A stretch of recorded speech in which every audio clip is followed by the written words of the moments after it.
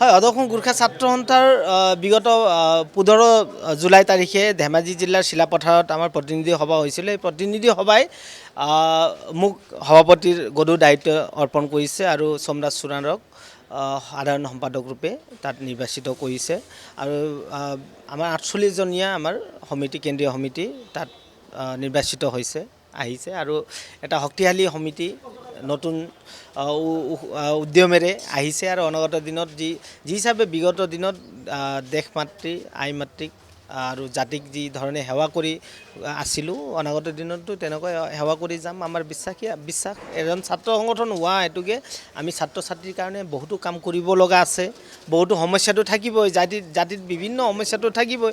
সেই সমস্যা আমি নিৰবিচ্ছিন্নভাৱে আমি কাম কৰি যাম, যিহেতু এটা ইউথ ছাত্ৰ সংগঠন, ইউথ সংগঠন হয়। ইউথৰ আৰু এটা জোচৰ লৈ আগবাঢ়ি যাব আৰু তেনেকৈ আজি ধৰক আমি প্ৰতিনিধি সভাই আমাক দায়িত্ব দিয়াৰ পাছত আমি শপত ল'বই লাগিব। শপত বাক্য পাঠ কৰি আমি কাম কৰিব ওলাব লাগিব। আজি আমাৰ কলাক্ষেত্ৰৰ শ্ৰী শ্ৰী মাধৱদেৱ প্ৰেক্ষাগৃহত আমি আয়োজন কৰিছোঁ শপত গ্ৰহণ অনুষ্ঠান, লগতে মুকলি সভা। বিগত আমি প্ৰতিনিধি সভাত মুকলি সভা কৰা নাছিলোঁ, আজি আমি মুকলি সভাও কৰিছোঁ। এই সভাত বিভিন্ন জাতি জনগোষ্ঠী সংগঠনৰ প্ৰতিনিধি আহিছে, শিক্ষামন্ত্ৰী আহিছে, হেল্থ মিনিষ্টাৰ আহিছে।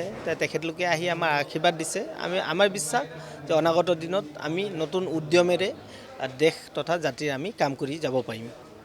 বহুতো আমি সদৌ-অসম গোৰ্খা ছাত্ৰ সন্থাই এটা জাতি জনগোষ্ঠীয় সংগঠন হোৱা হেতু হ'লেও ছাত্ৰ সংগঠনো হয়। ছাত্ৰ ছাত্ৰীৰ কাৰণেও আমি কাম কৰিব লগা হয়। বিগত দিনত আমি তেনেকুৱা বহুতো কাম কৰি আছোঁ ছাত্ৰ ছাত্ৰীৰ কাৰণে। APSC কোচিঙো আমি কৰিছোঁ, ADRE কৰিছোঁ, টেট হেৰিৰ কাৰণে আমি কাম কৰিছোঁ, অনলাইন কোচিং আমি কৰি আছোঁ আৰু যিবিলাক আমাৰ দৰিদ্ৰ সীমাৰেখাৰ তলত থকা মেধাৱী ছাত্ৰ ছাত্ৰীসকলক আমি মা দেউতাই তেখেতলোকক এডমিশ্যন কৰাব নোৱাৰে। আমি আপোনালোকক কৈ আমি সুখী হ'ব পাৰোঁ যে আমাৰ অসমত আমি নহ'লেও 200জন তেনেকুৱা ছাত্ৰ ছাত্ৰীক আমি পঢ়াই আছোঁ, এতিয়াও আমি পঢ়াই আছোঁ। এইটো আমাৰ ফাণ্ড নাই, ফাণ্ড নহ'লেও আমাৰ মন আছে যে আমাৰ শিক্ষাৰ্থীসকলে পঢ়িব লাগে।